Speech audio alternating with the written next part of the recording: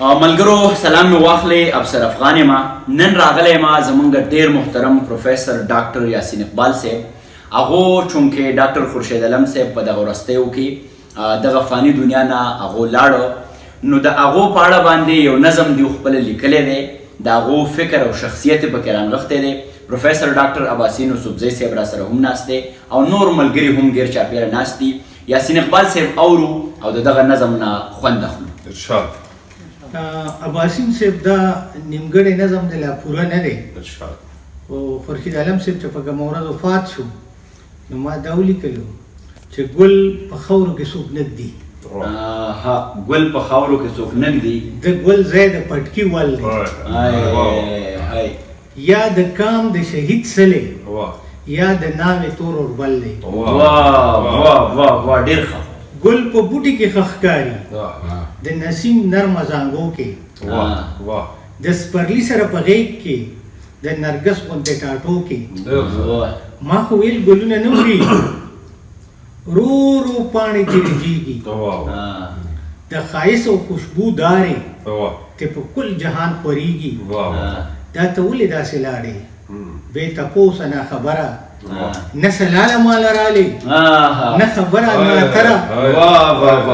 ډېر ښکلی سړی دی ډېر ښکلی دا ته ولې داسې لاړې بې تپوسه بې خبره نه خبره نه خبره نه سلاله مال رالی نه خبره نه اتره د اجمل بابا کرلې د اجمل بابا کرلې د غیرت د ونې ګل وي د اجمل بابا کرلې د غیرت د ونې ګل وي لیونې د باچا خان وي د زلمي پښتون کاکل وي لیونې د باچا خان وي د زلمي پښتون کاکل وي د زلمي پښتون کاکل وي زمانې سره په جنگ وي د خالق کل شهکار وي ته یو لوی کاروانه پاتې د رڼا په انتظار وي دا ډېر ښه شعر دی جي ډېر حقیقي شعر دی زمانې سره په جنگ وي د خالق کل شهکار وي د یو لوی کاروانه پاتې د رڼا په انتظار وي نه د زوړ کاروان پیدا کو نه د نوې کاروان جوړ کو د رڼا په تمه تمه په تیارو کې د ځان جوړ کو سینه ډکه د ارمانه جړولې دغه غم وي سینه ډکه د ارمانه جړولې دغه غم وي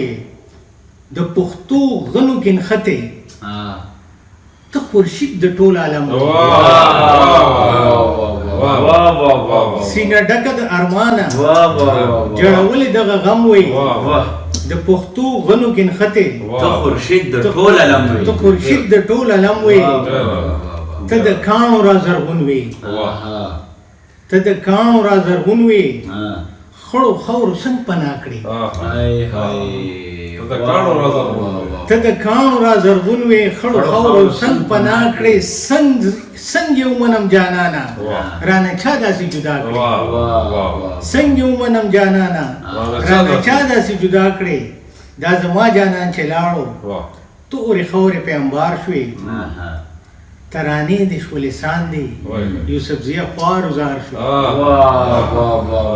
ترانې د شولې ساندې یوسفزیه خوار وزار شوې ډېره مننه ډېره زیاته مننه انشاءالله راته اوسئ ډېره مننه تhank you